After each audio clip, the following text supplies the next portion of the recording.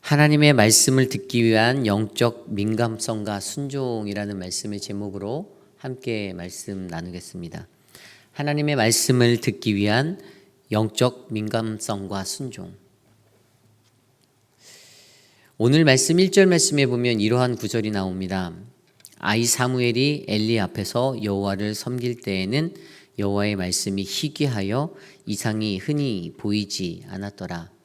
아멘. 사무엘상 하가 쓰여진 시기가 제가 사사기의 사사시대라고 말씀드렸죠. 사사시대, 가장 큰 사사시대의 특징 중에 하나는 하나님의 말씀이, 그 이상이, 오늘 말씀에 나오는 이상이라고 된 그 계시가 드러나지 않았다라는 것입니다. 하나님의 말씀이 희귀하여서 그래서 그분의 계시가 퍼지지 않았다. 이것이 바로 사사시대, 그 어둠의 시대를 지나가는 사람들이 느낄 수 있었던 모습입니다. 이 사사기에는 그래서 하나님께서 어떻게 일하셨죠? 사사를 통하여서 일하였죠. 우리가 알고 있는 사사기라는 그 하나님의 말씀을 보면 몇 명의 사사가 나옵니까? 12명의 사사가 나옵니다. 그리고 거기에 나오는 12사사 외에 더 사사가 있을까요? 있습니다. 오늘 우리가 묵상하고 있는 엘리 선지자, 또 사무엘도 사사라 불리는 사람들입니다. 이 사사와 선지자, 이 차이가 무엇인지 아십니까? 이 사사는요, 하나님의 일들을 담당하였던 어떤 종교적인 역할의 제사장직도 행했던 모습이 있고요. 나라를 다스리는 그런 역할도 했던 어떤 정치적, 군사적인 그러한 일도 감행했던 사람이 사사라고 불립니다. 다만 선지자는 그것들이 분리된 이유, 오늘 우리가 말씀에서 묵상하는 이 사무엘을 통하여서 사울 왕이 세워져서 어떻게 해요? 정치적인 것과 종교적인 것이 분리가 되잖아요.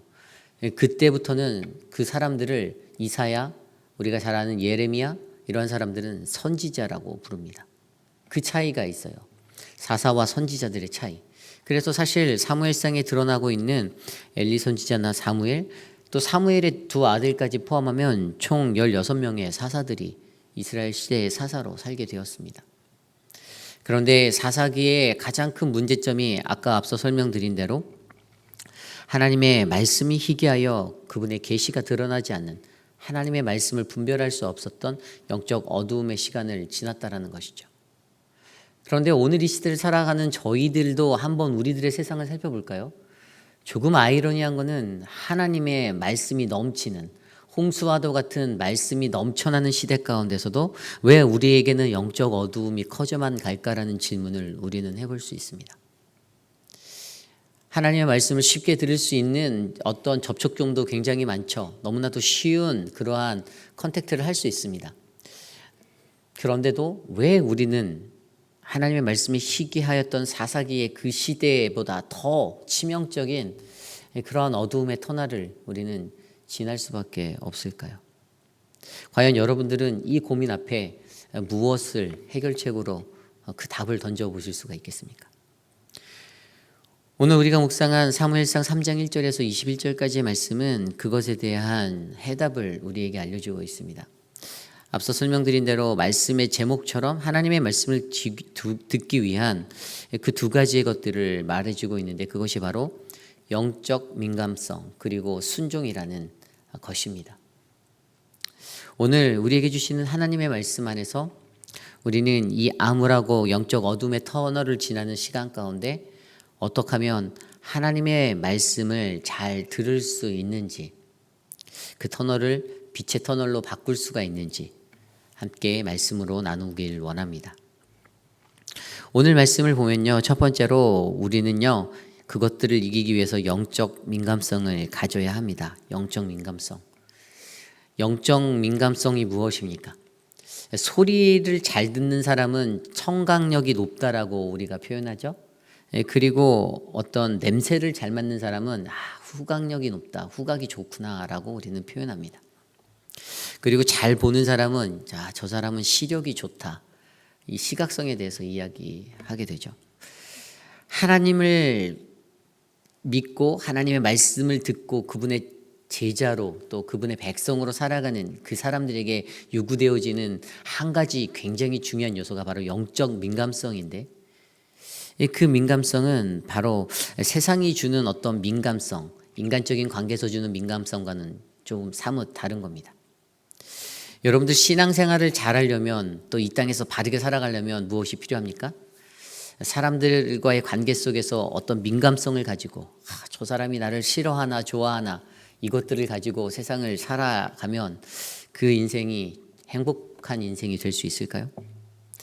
하나님의 백성으로 이 땅에 살아갈 때에는 우리는 하나님이 나에게 무엇을 말씀하시는지 그것에 영적으로 민감하게 반응할 수 있는 이 민감성이 필요하다라는 사실입니다. 오늘 우리가 묵상한 말씀에서 어제 말씀에 이어서 우리가 너무나도 잘 알고 있지만 엘리 제사장의 영적 어떤 무능력, 그 민감치 못한 그 분별력이 떨어지는 모습들을 우리는 볼 수가 있습니다. 오늘 말씀 2절에는 그것을 딱 한 구절로 이렇게 표현합니다. 엘리의 눈이 점점 어두워 가서 잘 보지 못하는 그때, 엘리 제사장의 영적 민감성이 바닥을 치고 떨어졌다라는 사실을 우리는 직감할 수가 있습니다. 성경은 그것을 그냥 그의 눈이 점점 어두워 갔다, 그래서 잘 보지 못했다, 이것을 세 번역으로 보면 그가 아예 잘 보지 못한 게 아니라 볼 수 없었다라고 기록되고 있습니다. 조금이라도 볼 수 있는 것이 아니라 전혀 보지 못하였던 영적 상태를 의미해 주고 있습니다. 그래서 어떻게 해요? 그가 자기 처소에 누워 있다라고 말합니다. 사람은 이렇게 똑바르게 서서 보행하고 직립으로 걸어서 우리의 삶들을 살아내고 하루하루 힘차게 살아가야 하는 존재인데, 엘리 제사장이 나이 들어서 물론 90세, 100세에 가까운 97세, 8세의 나이지만 그렇게 자리에 누워 있었다라는 것입니다. 그 모든 것의 원인은 그가 영적으로 민감하지 못했기 때문입니다. 그래서 오늘 우리가 읽은 말씀 4절 이후에 어떤 일들이 일어나죠? 우리가 한 번쯤은 다 들어봤던 이야기잖아요. 하나님께서 사무엘을 부르시는 그 야밤의 상황, 밤중에 사무엘을 부르시는데 어린 사무엘은 그 음성을 듣고서 누군가가 나를 부르는 것 같은데 엘리 제사장이 부르는 거라 착각하고 나를 부르셨습니까? 라고 3번 질문하게 되는 상황. 그런데 그 두 번째까지, 첫 번째, 두 번째 돌아온 대답은 내가 부르지 아니하였으니 가서 잠이나 자라, 그렇게 대답하는 엘리 제사장. 그의 영적 상태를 하나로 또 표현한 단어가 바로 5절과 6절과 8절에 나와 있는 그의 앤서 아니겠습니까? 5절과 6절에 나와 있는 내가 부르지 아니하였으니, 바로 이 단어입니다. 내가 부르지 아니하였으니. 엘리 제사장이 가져야 하는 영적 민감함이 있었습니다. 그는 제사장이에요. 목회자와 같은 그런 역할을 하는 거잖아요. 민감해야 합니다. 영적으로 매우 깨어 있어야 합니다. 그냥 눈앞에 펼쳐지는 현상과 환경들 때문에 자신의 것들을 의지하고 의존하는 게 아니라 하나님 앞에 민감하게 그것들을 분별할 수 있는 그 마음이 있어야 합니다. 우리가 섬기는 교회 공동체 안에서도 여러 가지 일들이 일어나죠. 특별히 저희 세션이라 불리는 당회 안에서도 교회의 여러 가지 크고 작은 일들을 많이 결정할 때가 있습니다. 그런데 만약에 제가 그 안에서 당회원의 한 사람으로서 그냥 제가 하고 싶은 대로, 또 제가 원하는 대로, 또 그냥 인간적인 것들로 좋은 것들대로 그것들을 결정한다라면 하나님이 나에게 말씀하시는 것, 하나님이 우리에게 말씀하시고자 하는 그 소리를 듣지 못하고 그렇게 행동한다라면 분명히 저희는 3000% 가는 교회가 될 수밖에 없을 것입니다. 그래서 이 영적 민감함은 믿는 리더십들에게도 굉장히 중요합니다. 각 사람이 자신의 감정과 자신의 어떤 개인적인 성향과 그런 것들을 배제하고 철저하게 하나님 앞에서 하나님이 오늘 나에게, 오늘 우리에게, 우리 교회에게 원하시는 것이 무엇인지를 분별할 수 있는 그 영적 능력이 필요하다라는 사실입니다. 그러기에 오늘 이 엘리 제사장이 보여주는 이 영적 민감성이 떨어지는 그 모습, 그 연약한 모습, 이것은 오늘 이 시대를 살아가는 저와 여러분들, 우리들의 모습이 될 수 있습니다. 다행히도 그가 3번째에는 그것들을 느꼈어요. 그 민감성이 약간 작동이 되었어요. 그래서 여호와께서 너를 부르신 거라고 그렇게 깨닫고, 그래서 그에게, 사무엘에게 우리가 읽고 있는 9절 말씀에 이렇게 말하라고 하지 않습니까? 여호와여 말씀하옵소서 주의 종이 듣겠나이다라고 대답하라라고 가르쳐 줍니다. 하나님의 사람들에게는 이 영적 민감성이 필요합니다. 우리가 어떻게 살아가는가, 그것이 우리들의 인생 가운데서 왜 내가 지금은 어두운 터널을 지나고 있지? 어떻게 하면 이 암흑과도 같은 이 깜깜한 곳을 빠져나갈 수 있지의 솔루션이 되는 겁니다. 여러분, 우리가 인간들을 보면 두 가지로 좀 나뉠 수 있잖아요. 빛을 좋아하는 사람이 있고 어둠을 좋아하는 사람이 있습니다. 빛을 좋아하는 사람을 우리는 말할 때 주행성의 사람이라고 말하고요. 어둠을 좋아하는 사람은 야행성의 사람이라고 말합니다. 깜깜한 시간에 더 적극적으로 활발하게 움직이는 사람들이 있어요. 물론 자신의 직업이나 이런 것들 때문에 그 야간의 시간에 움직이는 사람들도 있지만, 또 어두움을 좋아하는 사람들은 빛이 들어오는 것을 피하는 것이 그들의 본연의 모습입니다. 그런데 인간으로 살아가는 우리들에게는 어떠한 모습이 있습니까? 하나님의 백성으로 살아가는 우리들에게는 어떤 인생들이 우리에게 주어져 있죠? 우리에게도 그러한 두 가지의 것이 있습니다. 빛의 삶을 살아가느냐, 아니면 어둠의 삶을 살아가느냐. 빛의 삶을 살아가는 것들은 육신을 쫓는 자들이죠. 하나님을 쫓는 자들이죠. 하나님의 사람으로서 빛의 길에 서서 하나님의 말씀대로 내 삶을 놓겠다라는 것입니다. 반면 어두움에 살겠다는 사람들은 내 삶, 내 정욕, 내가 원하는 육신의 것들을 쫓아 살겠다라는 사람입니다. 그래서 사도 바울이 로마서 8장 5절에 이렇게 말하지 않습니까? 육신을 쫓는 자는 육신의 일을, 영을 쫓는 자는 영의 일을 생각하나니. 그 두 부류의 사람들 가운데 인간이 가지고 있는 그 속성들 때문에 인간들은 육신의 것을 쫓을 것인지 하나님의 영의 것을 쫓을 것인지를 잘 구별해서 선택해야 한다는 것입니다. 우리에게는 이러한 육신을 쫓는 것이 아닌 영을 쫓는 그러한 은혜가 흘러가는 그 민감성의 사람이 되기를 간절히 소망합니다. 바울도 갈라디아서 5장 16절 말씀에 이렇게 말합니다. 내가 이르되 너희는 성령을 쫓아 행하라. 그리하면 육체의 욕심을 이루지 아니하리라. 결국에 육신의 것들을 이겨낼 수 있는 방법은 우리가 성령을 쫓아 살아가는 것. 우리가 그 성령의 인도하심에 따라 살아가야 함을 우리에게 강조해 주고 있습니다. 그리고 그 갈라디아서 5장 16절 말씀에 이어서 18절에 이렇게 기록되어져 있죠. 우리가 성령의 인도하시는 바가 되면 율법 아래 있지 아니하니라. 아멘. 우리가 성령에 붙잡힌 바 되어서 살아가는 사람들은요, 그냥 율법대로 그 율법을 지키려고 애쓰는 존재가 아니라는 것입니다. 성령은 율법을 뛰어넘는 것, 율법을 완성하는 것, 그 이상의 삶의 행동들을 우리에게 던져주게 되는 것입니다. 반면 이것을 생각할 때 영으로 살라라는 것이요, 그냥 법으로만 살지 말라 이것을 말하는 것은 아닙니다. 법을 지키며 살아야죠. 하지만 영으로 살라는 것은요, 그냥 머릿속에 갇혀 있는 어떤 지식적인 체계의 율법과 이러한 것들, 그러한 머릿속에 갇혀진 것들만이 아니라 오직 내가 복음으로 살아가면서 그리스도와 함께 이 땅에서 걸어가는 것, 그리스도와 함께 살아가는 성령의 삶, 그래서 성령의 9가지 열매들을 맺는 그 믿음의 삶을 살아내는 사람이 바로 영으로 살아가는 사람이라는 것입니다. 이 땅에 살아갈 때에 복음이라는 것 자체는요, 내가 취사 선택하듯이 선택할 수 있는 그런 문제가 아닙니다. 내가 원하면 하고 내가 원하지 않으면 하지 않는 것이 복음의 문제가 아닙니다. 영적인 존재의 사람들은요, 하나님의 말씀에 귀 기울여서 그분이 원하시는 대로 내가 하기 싫어도 해야 하고, 내가 정말 그것들을 돌아보기 싫어도 그것들을 감당해야 되는 그러한 존재가 바로 영적인 존재라는 사실입니다. 그러기에 오늘 이 시대를 살아가는 우리들에게는요, 육적인 존재가 아닌 영적인 존재로서 내 삶에 어떤 원하고 소원하고 내가 바라는 정욕을 쫓는 것이 아니라 오직 하나님의 말씀을 듣기 위해서 내가 민감하게 귀 기울일 수 있는 그러한 존재로 하나님의 말씀과 기도로 깨어있는 그 인생을 살아내야 합니다. 오늘 말씀 안에서는요, 바로 엘리가 그러한 영적 민감성이 낮은 모습으로 살아가고 있었던 그 연약함을 우리에게 보여줍니다. 그리고 그것을 듣게 된 엘리 선지자는 사무엘에게 하나님의 말씀에 듣는 법에 대해서 가르쳐 주고요. 그가 하나님의 말씀을 듣게 되었을 때 어떤 이야기를 해주었죠? 앞서 우리가 말씀에서 살펴봤던 것처럼 엘리의 가문이 이제 멸망하게 될 거라는 그러한 심판의 이야기를 듣게 됩니다.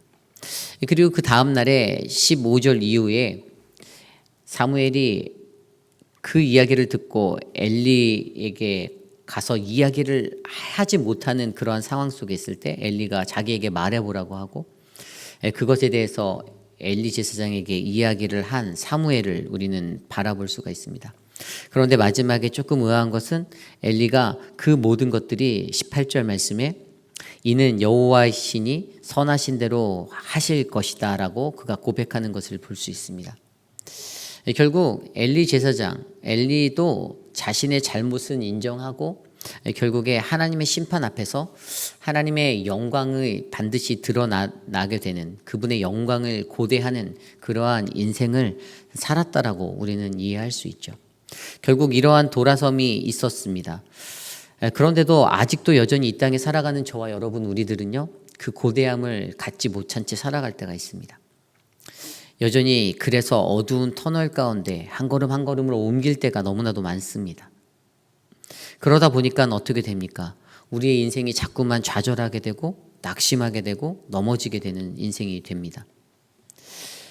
영적 어둠이 자꾸만 커지는 것들을 우리는 느낄 수가 있습니다. 그러기에 우리는 가장 먼저 하나님 앞에 이 영적 민감성을 가지고 살아가기를 간절히 소망합니다. 영적 민감성을 위해 함께 기도하십시오. 또 말씀을 집중하여 보십시오. 그것을 통해서 하나님이 내게 무엇을 말씀하시는지 귀 기울이시기를 바랍니다. 두 번째로 오늘 하나님께서 우리가 이 영적 어둠을 벗어나기 위해서 바로 영적 민감성을 가지고 또 그것에 순종해야 할 것들에 대해서 말씀하고 계십니다. 순종하라. 이 순종은 무엇입니까? 사무엘상 15장 22절 말씀에 보면요, 순종이 제사보다 낫다라고 말씀하십니다. 그리고 듣는 것이 수량의 기름보다 낫다라고 말씀하십니다. 이 이야기가 사무엘상 15장에 나오는 이야기가 왜 나왔습니까? 사울왕이 아말렉과의 싸움을 하였어요. 그래서 그들의 것들을 취하였는데 그 좋은 것들로 막 기름진 양과 소와 여러 가지 것들을 얻었을 때 그것을 가지고 이 하나님 앞에 예배를 드리려고 하는 그것들 가운데 하나님께서 그에게 말씀하셨던 것들 순종하라는 것에 대해서 그가 망각하게 되었습니다. 그래서 그가 하나님 앞에 순종하지 아니하였어요. 그래서 이 사건 때문에 하나님께서 어떻게 그를 대하십니까? 사무엘상 15장 35절에 보면요, 여호와께서 사울을 이스라엘 왕으로 삼으신 것을 후회하셨다라고 기록되어져 있습니다. 예배의 경건의 모양은 갖추고 나갔습니다. 하지만 하나님께서 하지 말라는 것, 그 말씀에 귀 기울이지 않았기 때문에 그는 결국에 하나님께 버림받는 인생이 되었습니다. 여기에 가장 중요한 것이 순종입니다.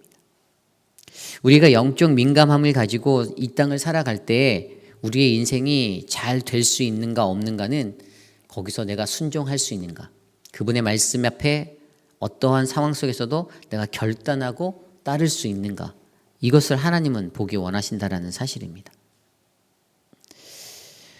그러한 삶을 살았더니 오늘 그러한 삶을 살게 된 한 사람이 바로 사무엘 아닙니까? 그 사무엘에 대해서 하나님은 이렇게 말씀하십니다. 19절에 사무엘이 자라매 여호와께서 그와 함께 계셔서 그의 말이 하나도 땅에 떨어지지 않게 하시니. 뭐라고 말씀하십니까? 하나님이 그와 함께 계셨다라고 합니다. 하나님이 그와 함께 계시니 그의 말이 한 알도 땅에 떨어지지 않았다고 합니다. 바로 이 축복의 역사를 우리는 암흑한 시대에서 경험할 수가 있습니다. 어두워져 가는 세상 속에서 내가 하나님의 말씀을 듣기 위하여 영적 민감함을 가지고 귀를 기울이고 나아갔더니 그 말씀 들을 때 즉각적으로 말씀하옵소서 듣겠나이다. 내가 여기 있습니다. 주의 종이 듣겠나이다. 라는 그 순종함으로 듣고 행하였더니 어떻게 해요? 하나님께서 그와 함께 계셨다라고 말씀하십니다. 그랬더니 온 이스라엘 모든 사람들이요 사무엘이 여호와의 선지자로 세우심을 입은 줄을 증거하지 않아도 알게 되는 역사가 일어났습니다. 모든 사람들이 다 알아본 겁니다. 그리고 그것을 통해서 어떻게 해요? 여호와께서 실로에 다시 나타나시되 여호와께서 실로에서 여호와의 말씀으로 사무엘에게 자기를 나타내시니라. 가장 중요한 것은 이것이죠. 바로 관계입니다. 내가 하나님과의 영적 민감함을 가질 수 있는 그 관계가 내가 가지고 있는가? 내가 그 삶에 나아가고 있는가? 미국의 복음주의 신학자 중에 웨인 그루델이 이러한 말을 하였습니다. 영성이란 개인의 기도 생활, 성령의 인도하심에 대한 영적 민감성이다. 그리고 그것은 말씀의 순종함으로 나타난다. 당신은 하나님과의 깊은 관계를 가지고 있는가? 이것을 생각해보라. 그것이 바로 하나님과의 깊은 관계에서부터 일어나기 때문이다. 이렇게 말하였습니다. 결국에 우리의 영성은요, 우리의 영적 민감함은요, 하나님과의 깊이 있는 관계, 교제함에서 옵니다. 이것들을 망각한다라면 우리는 하나님의 말씀을 듣지 못하는 그러한 존재, 우리의 말은 다 땅바닥에 떨어지는 그러한 것들이 될 것입니다. 오늘 이 말씀 안에서 여러분은 과연 어떠한 존재입니까? 하나님의 말씀 앞에 영적으로 민감함을 가지고 나아가는 저와 여러분 되기를 원합니다. 그리고 그 말씀에 순종하며 살아가는 우리 모두가 되기를 원합니다. 그래서 세상의 어두움 가운데, 세상의 어둠 속에 막막하게 그렇게 우리에게 전달될 때에도 우리는 그것을 빛으로 바꿔 하나님의 역사를 새롭게 써나가는 거룩한 우리 회의빛 한인 장로교회 되시기를 간절히 소망합니다. 오늘 주신 말씀을 놓고 함께 기도드리기 원합니다. 성경 속에 나온 수많은 사람들은 영적 민감함이 없었습니다. 요한복음에 보면은 요한이 예수님을 기다리며 다시 오실, 임재하실, 자신의 뒤에 올 그분을 기다리며 나아가는데 어떤 예수가 이제 자신 앞에 나와 세례를 받기 원하지 않습니까? 그런데 사람들이 그를 알아보지 못하는 겁니다. 그것을 알게 하는 것이 영적 민감성인데 요한은 그것을 기다리고 민감하게 바라보았다가 그도 이제 처음에는 몰랐다 나중에는 알게 되었습니다. 이분이 바로 내가 기다리는 그분이구나. 보라, 세상 죄를 지고 가는 어린 양이다라고 그의 고백이 그렇게 터져 나오게 되었습니다. 영적 민감성을 가진 사람은요, 하나님의 말씀, 하나님의 것들, 그 계실, 그 이상을 바라볼 수 있는 영의 눈이 열립니다. 그분이 나에게 무엇을 말씀하시는지를 바라보게 합니다. 세상적인 현상과 상황 속에서 내 생각과 내 것들, 내가 뜻하는 대로 것들을 구하지 않게 하시고 내 생각과는 전혀 다른 하나님이 원하시는 것들을 우리에게 보여주시는 분이 바로 하나님이십니다. 결국에 이 영적 민감성을 갖고 우리가 살아갈 수 있기를 기도합시다. 세상에서 예수님의 제자들도 그것들을 모르고 살았듯이, 하지만 오늘 이곳에 있는 우리 회의빛 한인 장로교회 모든 성도님들은 그 영적 민감성을 가지고 하나님이 원하시는 삶을 살기 원합니다. 함께 기도하기 원합니다. 이 시간 이것을 위해 함께 기도하겠습니다.